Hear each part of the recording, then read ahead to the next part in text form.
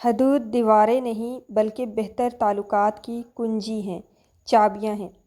اگر کوئی بات آپ کو ناگوار گزرے، آپ کو بری لگے تو خاموش نہ رہیں، کیونکہ اکثر لوگ خاموشی کو رضامندی سمجھ لیتے ہیں۔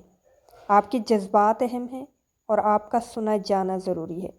اگر کوئی آپ کی حدود کا، آپ کی لمٹس کا، آپ کی باؤنڈری والز کا احترام نہیں کرتا تو وہ دراصل آپ کی عزت بھی نہیں کرتا، اور ایسا رشتہ آہستہ آہستہ بگڑنے لگتا ہے۔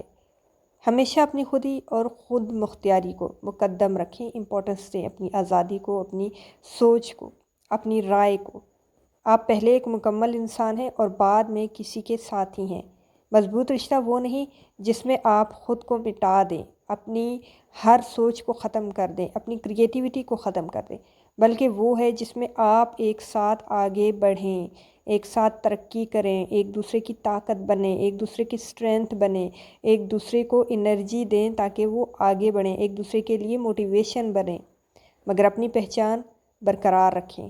یاد رکھیں، خودداری پر کوئی سمجھوتا نہیں ہوتا، اور اگر آپ ایسا کرو گے تو آپ زندگی میں آگے نہیں بڑھ پاؤ گے۔